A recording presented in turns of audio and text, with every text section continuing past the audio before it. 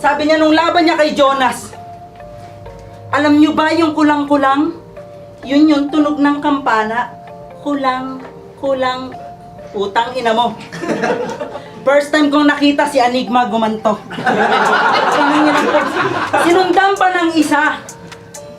Banlag, for the mother's pride, banlag, for the first divide.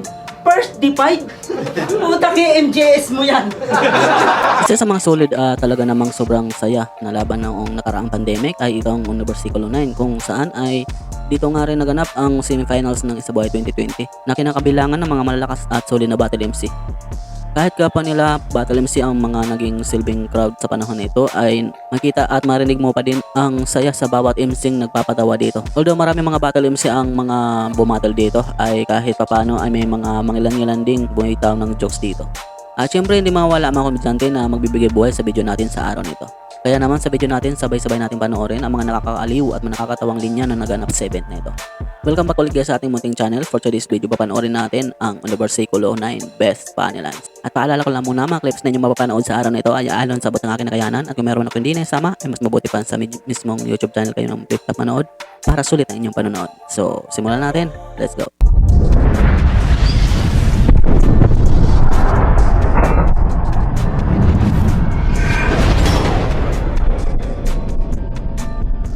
Ito, para sa ito, pare.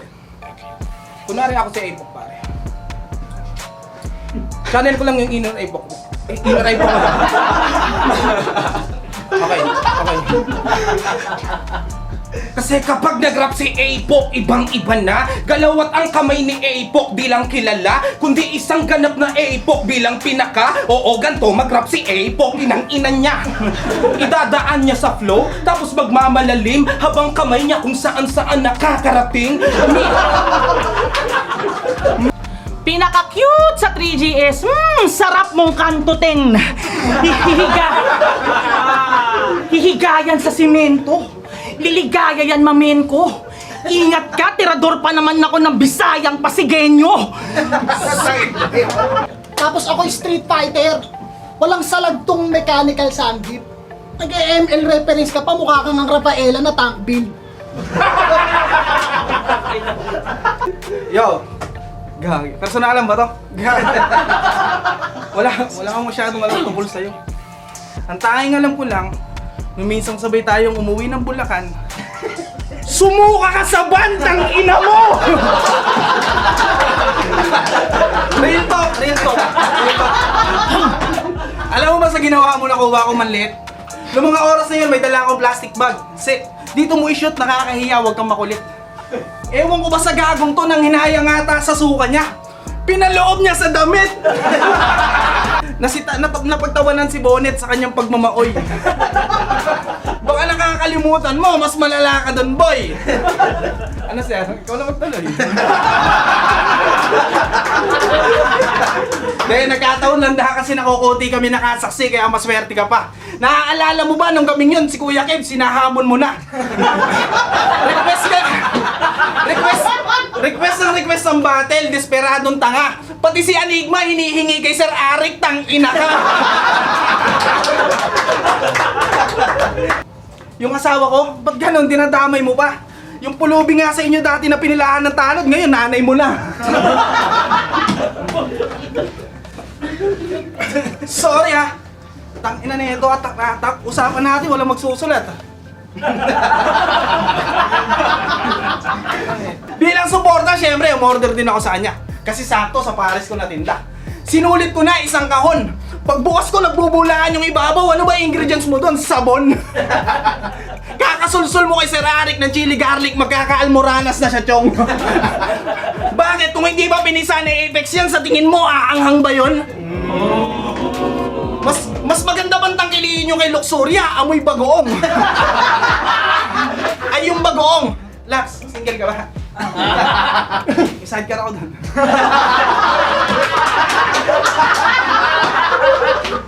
Di pa rin umuusad oh, ang dami ng paandar. Sunod-sunod yung pagkatalo, parang si Wancho Alahar. Oh, kilala nyo, tito ko yun, adik sa sabong.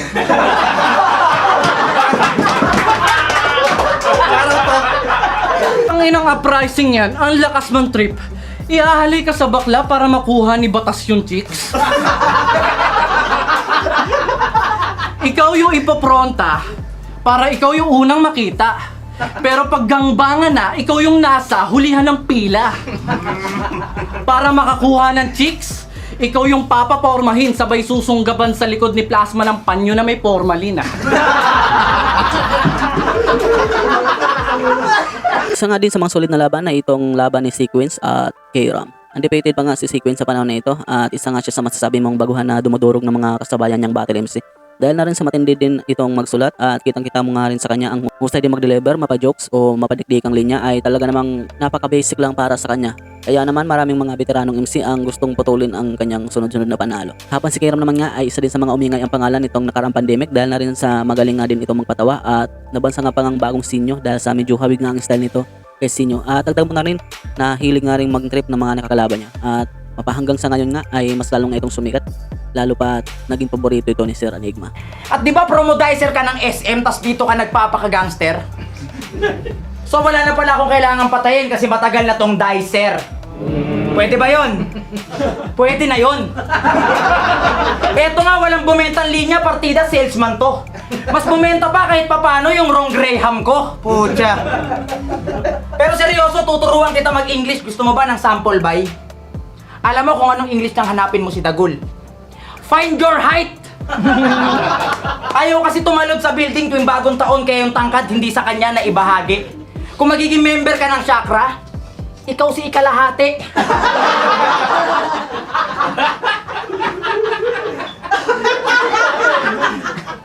Pwede na yan!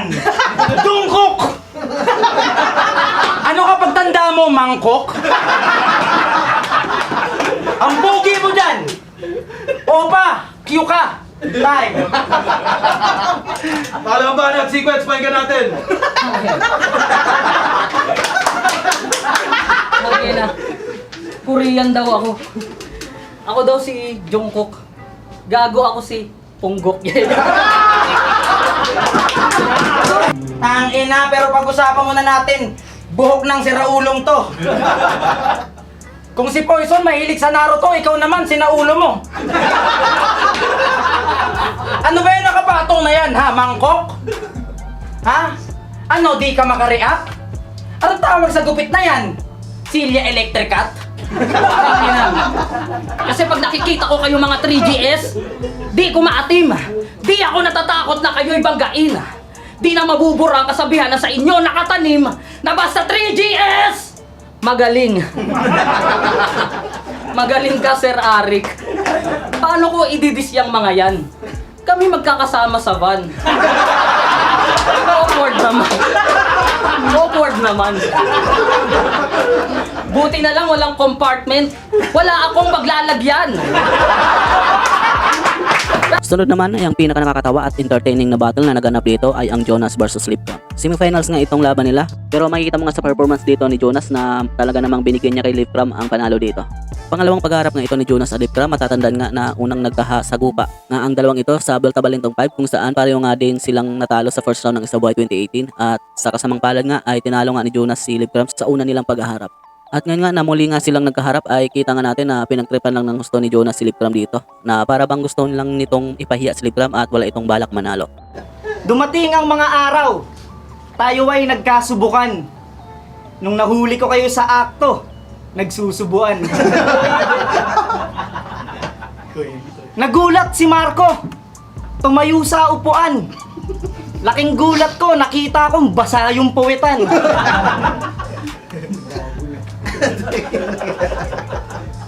Sabi mo, walang nangyari. Pero utal-utal ka, maglahad. Walang nangyari, pero si Poison, ika-ika na, maglakad. Kaya pala, no nagre-record sila, wala akong sounds na marinig. Biglang lumabas si Poison sa studio, may chikinini sa leeg.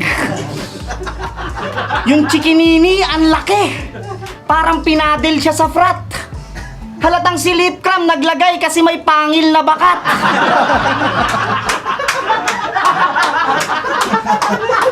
Ano, Lip? Siya na ba humihimas ng likod mo pag nasusuka ka sa inuman? Pag inaanto ka sa van, hita na ba ni Poison ang yung unan? Pag magkaaway kayo ni Ate Cams, siya na ba ang iyong sumbungan? Please, mine. Kailangan ko ng kasagutan. Oo, nasira ang relasyon natin nung dumating siya sa pangkat. Ano bang nilamang ni Poison? Parehas lang kaming pandak. Pero hindi kita masisisi kung ba't inibig mo siya pagkat nahulog loob mo sa may anxiety kasi meron kang panic attack. Oo, may panic attack to. At isa ako sa nakasaksi pare. Grabe, pag umatake, bigla-bigla siya ng bababae. Pero speaking of kita mo, yung bayag niya nakita mo. Alam mo kung bakit, sir? Ang luwag kasi ng hita mo. Nung nakita niya ang bayag ni Arik, ako yung kasama neto. Tumatalon pa nung kinwento. Basta bayag, putang ina, yung paningin mo dumidiretso. Siyempre, dahil lumabot ko sa part ito at kung bago ka lang nakapasyal sa channel ko, ay nanyanyahan mo na kita na mag-subscribe at pakihit na ng bell button para laging updated kung may bago ko ilalabas ng mga content tulad nito. Siyempre, pabalo at like na ng ating Facebook page. Nag-upload ako ng mga content about sa hip-hop at flip-top. Nga pala guys, naghahanap kayo ng mga sulit na damit, cup na pamorma at siyempre yung mga flip-top collab tulad ng Real Jokes, Hype Beat, High Minds, at iba pang mga flip-top MC collab ay nandiyan po sa ating description. Ay meron po tayong mga tag product dyan na nakalagay po sa description o di naman kaya nakapop up dyan sa may video natin. Sa mga may napili na po na item at mag-order po ay screenshot nyo lang po yan at isend po sa Facebook na ilalagay natin sa description. At samahan nyo na rin ng inyong Gcash number para na rin sa 100 pesos na pamasko natin sa inyo. So ayun, patuloy tayo. Let's go. Wala daw akong kaso. Masyado kang boka. Eh, nakulong ako, di ba? Nang haras kasi ako ng minor de edad na lola.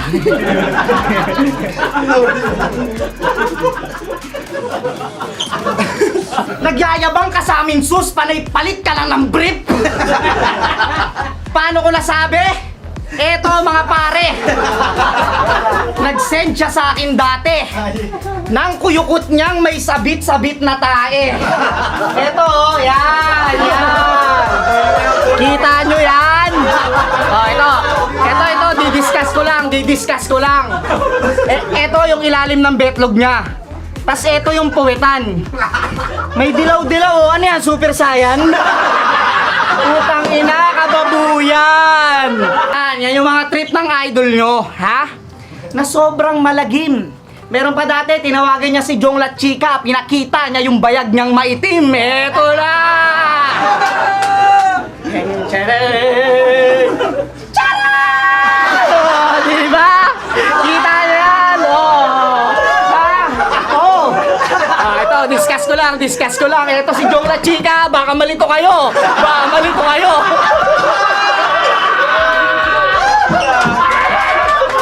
Ma'am! Ito yung bayag ni Lip Cram, ha? Kita, blurred mo na lang, Ari, kasi baka hindi tayo ma-AdSense, ha? Yung boxer niyang butas, di ba kadiri? Pinapakita niyo yung bayag niya, putang ina, parang kwek-kwek. Parang fishball na hindi pa luto, ang dumi. Putang ina mo. Ha? Pero nag-usap na kay Luni. Tangina, ang sakit nun, tangina. Bars ka ng bars, tas talo ka. Buti pa sa flip top, putang ina. Solid talaga. Konting bars lang at bola kay Enigma, semis na.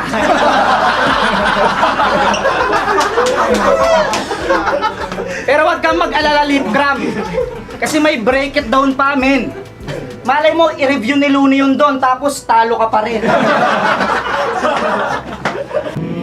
Pero bago yun, ipapaalala ko muna sa'yo kung gaano kasakit yung ginawang pagtalo sa'yo ni Zakilep. Diba ganito yon? Ang kulit. Sasabunin ko tong pusi na to. Laktasin.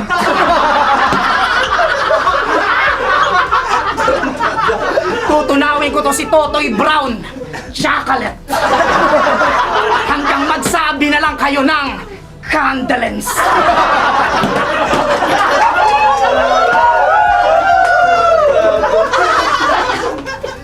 Hihiwain ko tong malansa gamit swordfish. Manloloko ng asawa, Paulo Conte.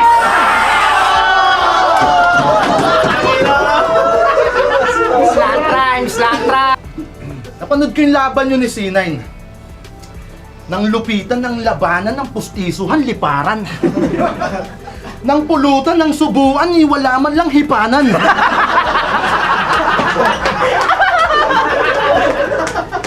At last, ang laban sa pagitan ni Elvis at Husky. Muli nga natin nakitang bumatol si Elvis matapos na magpahinga ng ilang taon, ay bumalik nga ito ulit sa flip top para na rin sa pagtulong para maisalba ang flip top at para buhayin muli ang karir nito sa liga.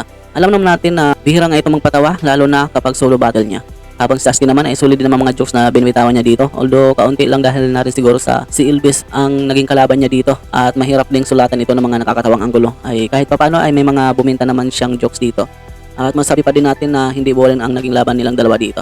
Sabi niya nung laban niya kay Jonas, alam niyo ba yung kulang-kulang? Yun yung tunog ng kampana. Kulang, putang ina mo. First time kong nakita si Enigma gumanto.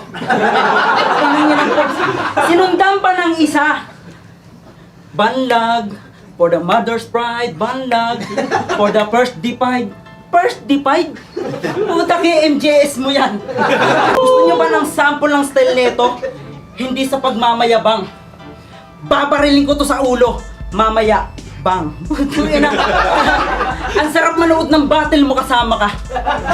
Tapos panunood, iisa-isahin natin kung gaano ka katanga. Animal reference para sa The Greatest Farmer ng Antipolo.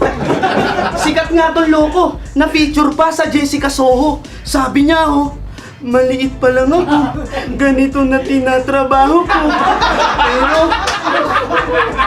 Pero sige lang, kakayanin ko para sa pamilya ko, ma'am. Batak daw sa battle. Halata naman mga boss. Dun sa 2x2 sa matat pa nga, halata sa'yo yung 2. Putang ina na ito. Na-scam na kasi to dati. Kaya ngayon gumagante. Si Fruz mismo nagkuwento, kaya wag mo nang itangge. First time mo mamakla, di ba ikaw yung pinasubo? Nung nalaman mong baliktad, parang yung mundo mo guguho. Sabi pa ni Elvis, okay lang. Gago ba siya? Di ko naman siya binayaran, tangina niya. Tangina mo, kala mo hindi namin malalaman kabataan mo na X. Kaya nga pag sinasabing dikdikan, naiisip mo Adonis. Hanggang dito na lang guys ang aking video sa araw nito. Maraming salamat sa inyong panonood at sana ay nag-enjoy kayo. Maraming pong salamat sa mga solid supporters natin dyan na walang sawang sumuporta sa channel ko. Marami pa po kayo lalabas mga content about sa iPap at Top, kaya pakibang-abang na lang po. At syempre don't forget to like this video para may pakita na YouTube sa iba pang manonood. At syempre napakalaking tulong na yan para sa aming mga content creator. Maraming salamat at hanggang sa muli. Peace out.